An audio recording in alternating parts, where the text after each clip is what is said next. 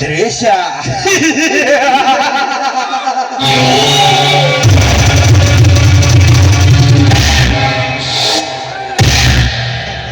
ಅದು ಅದು ನನ್ನ ಮೇಲೆ ದ್ವೇಷ.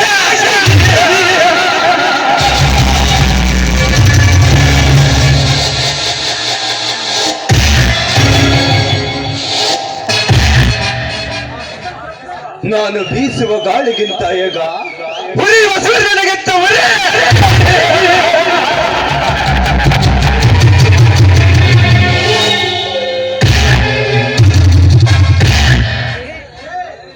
ವಿಷಖೋರಿ ಹಾವಿಗಿಂತ ಕಾರ್ಕೋಟದ ವಿಷ ನಾನು.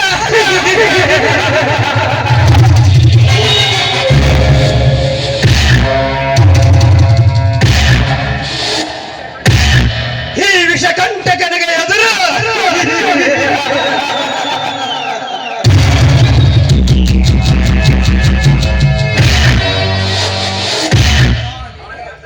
ನಾನೇನು ದಾನವೀರ ಶೂರ್ಯ ಕರುಣನ. ಬಡ ಜನರ ಆಸ್ತಿನ ಹಂಚಿಕೊಳ್ಳಲು ನಾನು ಈ ಭೂಮಿಗೆ ಬಂದಿಲ್ಲ.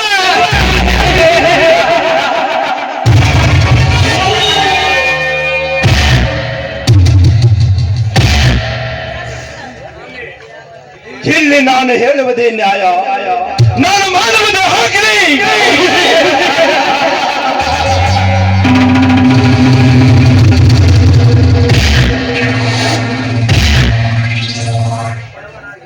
ಬಡವನಾಗಿ ಹುಟ್ಟುವುದು ಬಡವನ ಅಂತ ಬಡ ಬಿಕಾರಿಗಳಿಗೆ ಕರುಣೆ ತೋರಲು ನಾನು ಕರುಣಾಮಯಿತ್ರನ ಅಲ್ಲ.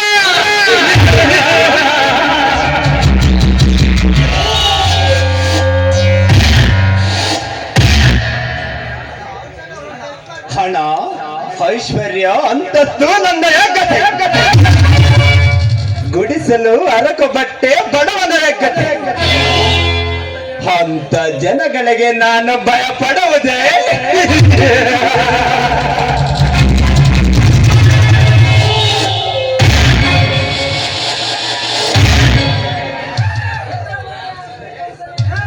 $10,000 ಸಾಲ ಕೊಟ್ಟು 1,00,000 ಬಡ್ಡಿ ವಸೂಲಿ ಮಾಡಿ ಇಡೀ ಅವರ ಆಸ್ತಿ ಹಂಚಿಗಳನ್ನ ಕರೆಸಿಕೊಂಡು ನಾಡೇ ವೀರಾದ ವೀರನಾಗಿ ಬೆಳೆಯುವ ನನಗೆ ಕೇವಲ ಒಬ್ಬ ರೈತನ ಮಗ ಎದುರಾಗಿದ್ದಾನೆ.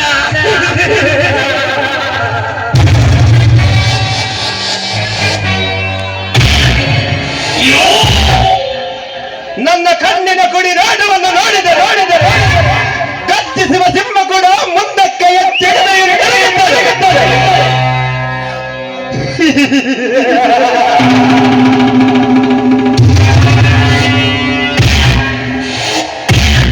ಅಂಥದ್ರಲ್ಲಿ ಜೀವ ಎನ್ನುವ ಒಬ್ಬ ರೈತನ ಮಗ ನನಗೆ ಎದುರಾಗಲು ಪಡ ತಟ್ಟಿ ತೊಡೆ ತಟ್ಟಿ ಮೀಸೆ ತಿರುಗಲು ಸಿದ್ಧನಾಗಿದ್ದಾನೆ.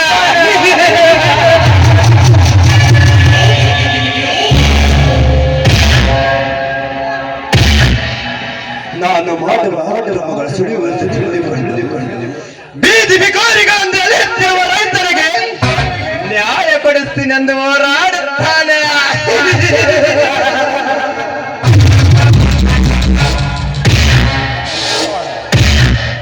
ಅವನಿಗೇನು ಗೊತ್ತು, ಸರ್ಕಾರವೇ ಗಡ್ಡ ಸತ್ಯ.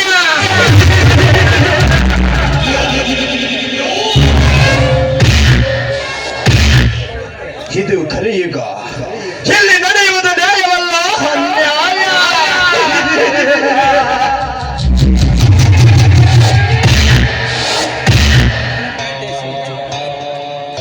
ಕೈಯಲ್ಲಿ ಹಣ ಇದ್ದವನಿಗೆ ಜೈಕಾರ ಎಡಬಾಯಿಯ ಜಗತ್ತು, ಕೈಯಲ್ಲಿ ಬಿಡುಗಾಸಿಲ್ಲದ ಒಬ್ಬ ರೈತನಿಗೆ ಜೈಕಾರ ಹೇಳುವುದೇ.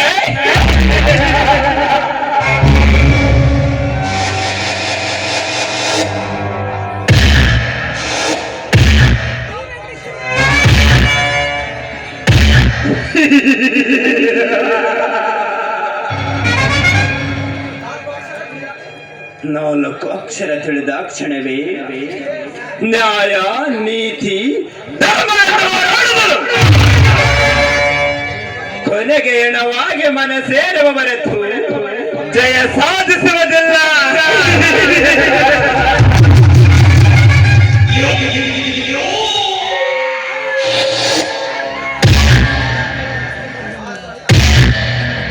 ಆಸ್ತಿ ಅಂತಸ್ತುಗಳನ್ನು ಕಳೆದುಕೊಂಡಿರುವ ಕಿಚ್ಚಗೈ ನನ್ನ ಮೇಲೆ ಸೇಡು ಸಾಧಿಸಲು ಬಂದರೆ ನರಳಿ ನರಳಿ ಸಾಯಬೇಕು.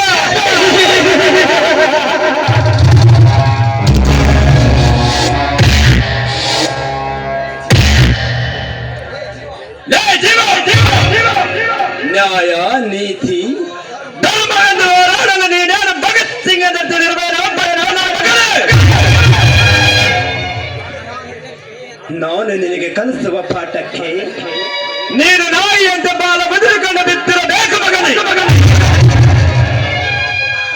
ನಿನಗಾಗಿ ಸೃಷ್ಟಿಸಿರುವೆ ಎಣ್ಣೆಂಬ ಮಾಯದ ಜಿಂಕೆಯನ್ನ.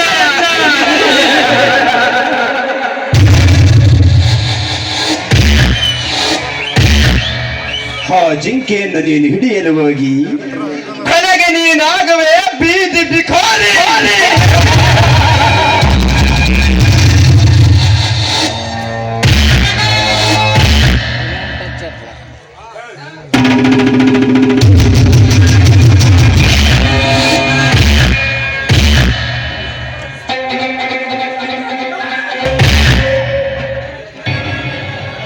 ಹಾಯ್ ಶಿವ, ಏನಿದು ಇಷ್ಟೊತ್ತವರೆಗೂ ನನ್ಗೋಸ್ಕರನೇ ಸಮಯ ಕಾಯ್ತಿದೆ ಅಂದಂಗಾಯ್ತು. ಏನ್ ವಿಚಾರ? ಹೇ ಸಿಟಿ, ನಿನಗಾಗಿ ಅಲ್ಲ ಕಣೆ, ನಿನಗೋಸ್ಕರವೇ ಕಾದಿರುವೆ. ಓಹೋ, ಅಂತಹ ವಿಷಯವಾದ್ರೂ ಏನಿರೋದು ಹೇಳಿ. ನನ್ನ ಮುಂದೆ ಹೇಳಕ್ಕೆ ಯಾಕೆ ಸಂಕೋಚ ನಿಮ್ಗೆ ಡಾರ್ಲಿಂಗ್? ಸಿಟಿ, ಈ ಊರಿಗೆ ನಾನೇ ಕೋಟ್ಯಾಧೀಶ್ವರ. ಕಷ್ಟದಲ್ಲಿರುವ ಜನಗಳಿಗೆ ಸಾಲ ಕೊಟ್ಟು ಕೊನೆಗೆ ಸಾಲ ತೀರಿಸಲಾರದ ಕಾಲಕ್ಕೆ ಇಡೀ ಅವರ ಆಸ್ತಿ ಮನೆಗಳನ್ನ ಬರೆಸಿಕೊಂಡಿರುವೆ. ಅಷ್ಟೇ ತಾನೇ, ಇದರಲ್ಲಿ ತಪ್ಪೇನಿದೆ? ಕಷ್ಟದಲ್ಲಿ ಇರುವವರಿಗೆ ಸಹಾಯ ಮಾಡಿದ್ದೀರಾ, ಇದರಲ್ಲಿ ಏನು ತಪ್ಪಿಲ್ವಲ್ಲ? ಆದರೆ ಈಗ ನಾನು ಬರೆಸಿಕೊಂಡಿರುವ ಆಸ್ತಿಗಳನ್ನೆಲ್ಲ ಹಿಂದಿರುಗಿ ಕೊಡಬೇಕೆಂದು ಒಬ್ಬ ರೈತನ ಮಗ ನನ್ನ ಮೇಲೆ ತಿರುಗಿ ಬಿದ್ದಿದ್ದಾನೆ.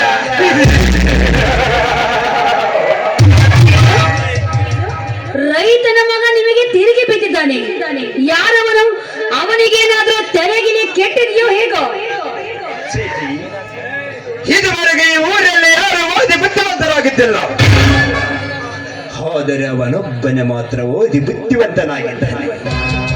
ದಡ್ಡರಾಗಿರುವ ಬಡ ಜನಗಳನ್ನೆಲ್ಲ ನನ್ನ ಮೇಲೆ ರಚ್ಚಿಗೆ ಬೆಸಿದ್ದಾನೆ. ಅದಕ್ಕೆ ನೀನು ಅವನ ತಲೆಯನ್ನು ಕೆಡಿಸಿ ಪ್ರೇಮದ ಸಳಿಯಲ್ಲಿ ಸಿಲುಕಿಸಿ ಅವನನ್ನು ಬೀದಿ ಬಿಕಾರಿಯಾಗಿ ಮಾಡಬೇಕು. ಅಷ್ಟೇ ತಾನೇ? ಓಕೆ, ಅವನು ಯಾರು ಅಂತ ಹೇಳ್ಬಿಡಿ. ಅವನ ಫೋಟೋ ತೋರಿಸಿ ಅಡ್ರೆಸ್ ಕೊಟ್ರೆ ಸಾಕು. ಕೆಲವು ದಿನಗಳಲ್ಲಿ ಅವನು ನಿನ್ನ ಮನೆ ಬಾಗಿಲಿಗೆ ಬಂದು ನಿನ್ನ ಕೆಲಸನೇ ಮಾಡ್ತಾ ಇರ್ಬೇಕು. ಹಾಗೆ ಮಾಡ್ತೀನಿ ನಾನು. ಏನು ವರಿ ಮಾಡ್ಕೊಳ್ಬೇಡಿ, ಬಿಟ್ಬಿಡಿ. ಅದಕ್ಕೆ ನಾನು ನಿನ್ನನ್ನು ಕರೆಸಿರುವುದು ಹಾ, ಹೆಣ್ಣೆಂಬ ಮಾಯ ಪ್ರಪಂಚ ಬೇರೊಬ್ಬರವರವಾಗಿರುವಾಗ ಕೇವಲ ಅವನ್ಯಾವ ಲೆಕ್ಕ ಸ್ವೀಟಿ. ಅವನ ಹೆಸರು ಜೀವ ಅಂತ. ಪ್ರತಿದಿನ ನಾನಿರುವ ಈ ಜಾಗಕ್ಕೆ ಬರ್ತಾನೆ. ಹಾ, ನಾನಿನ್ನು ಬರುತ್ತೀನಿ, ನೀನು ಅವನನ್ನು ವಿಚಾರಿಸು. ಆಯ್ತು. ಆದರೆ ನನಗೆ ಹೋಗುವುದಕ್ಕಿಂತ ಮೊದಲು ಏನಾದರೂ ಕೊಡುವಯ? ಕೊಡದಿದ್ದೀನಿ ಹೋಗುವೆಯಾ?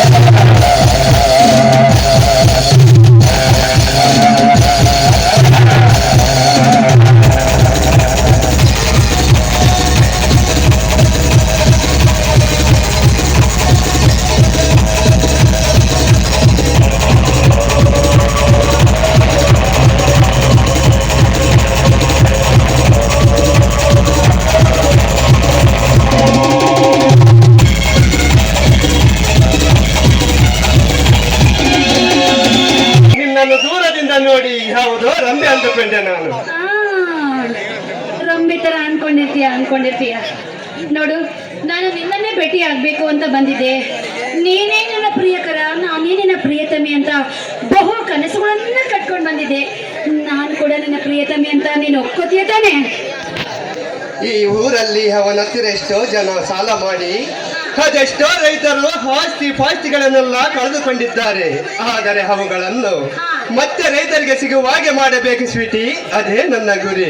ಆಯ್ತು ಬಿಡು ರಾಜ, ನಾನು ನಿನಗೋಸ್ಕರ ಏನು ಬೇಕಾದರೂ ಮಾಡಲು ಸಿದ್ಧವಿದ್ದೇನೆ. ನಿನ್ನ ಕೆಲಸವಾದರೆ ಸಾಕು, ನನ್ನ ಪ್ರಾಣ ಬೇಕಾದರೂ ಕೊಡ್ತೀನಿ. ಆದ್ರೆ ನಿನ್ನ ಗುರಿ ನೀನು ಮುಟ್ಟಿದ್ರೆ ನನಗಷ್ಟೇ ಸಾಕು.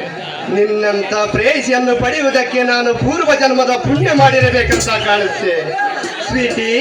ನಿನ್ನನ್ನು ಕಂಡು ನಾನು ಮನಸ್ಸೋಸು ಹೋಗಿರುವೆ. ಮನಸ್ಸು ಮೌನವಾಗಿ ನಿನ್ನ ಹೊಂದವನ್ನು ನೋಡುತ್ತಾ ಯಾರಿವಳು ಚೆಲುವೆ ಎಂದು ಆ ಕೆಂಪು ಗುಲಾಬಿ ಹೂಗಳನ್ನು ಕೇಳಿದ್ದೆ. ಆ ಕೆಂಪು ಗುಲಾಬಿ ಹೂಗಳು ಹೇಳಿದವು ಅವಳೇ ನಿನ್ನವಳೆಂದು. ಒಂದೇ ಬಳ್ಳಿಯಲ್ಲಿ ಎರಡು ಹೂಗಳು ಬಿಡುವುದೇನೋ ನಿಜ, ಆದ್ರೆ ನಾನು ಹಾಗಲ್ಲ. ಮನಸ್ಸು ಒಂದೇ ಇದ್ದರೂ ಈ ಪ್ರಾಣವೆಲ್ಲವೂ ನಿನ್ನ ಕಡೆಯೇನೇ ಇದೆ ಪ್ರಿಯಾ.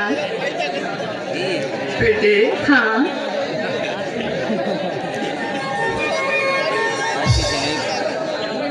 ಸ್ವೀಟಿ, ನೀನು ಹೊಂದದ ರಂಬೆಯೋ ಆ ಬೆಳದಿಂಗಳ ಚಂದ್ರನ ತಂಗಿಯೋ ನನಗಂತೂ ತಿಳಿದಿಲ್ಲ.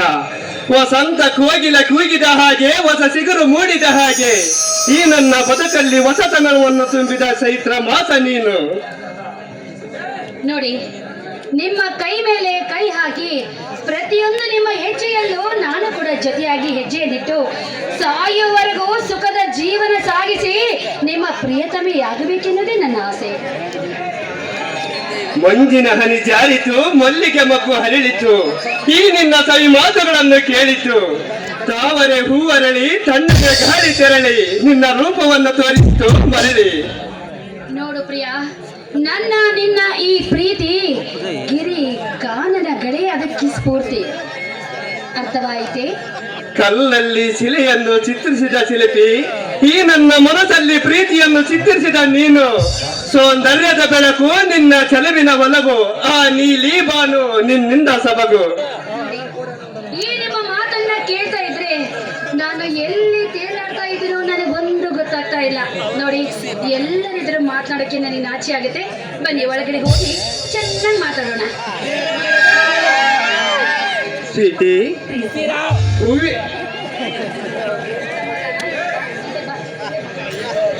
ಸ್ವೀಟಿ, ಹೂವಿನ ನಗು, ನಿನ್ನ ಕಣ್ಣು ಜೇನಿನಷ್ಟೇ ಸಿಹಿ, ನಿನ್ನ ತುಟಿ ಶಿಲೆಯಂತೆ ಮೌನ, ನಿನ್ನ ಮನಸ್ಸು ಮುತ್ತಿನಂತೆ ಹೆಜ್ಜೆ, ನಿನ್ನ ಗೆಜ್ಜೆ. ನಿನ್ನ ನಗುವಿನ ಮೇಲೆ ಮುತ್ತಿನ ಮಳೆಯ ಸಾಲು, ನಿನ್ನ ಕೆನ್ನೆ ಮೇಲೆ ನಾನಿಡಲೆ ಮುತ್ತಿನ ಮಾಲೆ.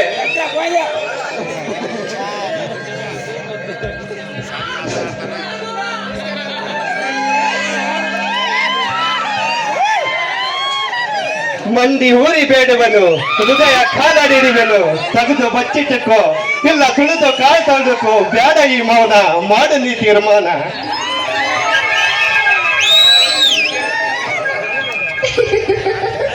ನೋಡು, ನನ್ನ ಮನಸ್ಸಿನಲ್ಲೂ ಪ್ರತಿ ಕಣಕಣದಲ್ಲೂ ನೀನು ತುಂಬಿರುವಾಗ ನಿನ್ನನ್ನು ಹೊರತು ಮತ್ತಾರನ್ನ ನಾನು ನೋಡಲಿ. I love you so much. ಪ್ರೀತಿ, ನೀನು ಹರಿಯುವ ನೀರು, ನಾನು ಈಜುವ ಮೀನು. ನಾನಿಲ್ಲದೆ ನೀನು ಹರಿಯಬಲ್ಲೆ, ನೀನಿಲ್ಲದೆ ನಾನು ಈಜುವುದಿರಲಿ. ಉಸಿರಾಡಲು ಸಾಧ್ಯವಿಲ್ಲ ಚಿನ್ನ. ಆಯ್ತು ಬಾರಣ್ಣ, ನಾನು ಯಾವತ್ತೂ ನಿನ್ನನ್ನು ಬಿಟ್ಟು ಇರಲಾರೆ. ನೀನು ಕೂಡ ನನ್ನನ್ನು ಬಿಟ್ಟು ಹೋಗ್ಬೇಡ, ಓಕೆ? ಕಣ್ಣಿಗೆ ಕಾಣದ ಆ ಶಿವನಲ್ಲಿ ಭಕ್ತಿನೇ ಇಟ್ಟಿರುವಾಗ ಕಣ್ಣಿಗೆ ಕಾಣುವ ದೇವತೆ ನೀನು, ನಿನ್ನ ಮೇಲೆ ನನ್ನ ಪ್ರಾಣನೇ ಇಟ್ಟಿರುವೆ.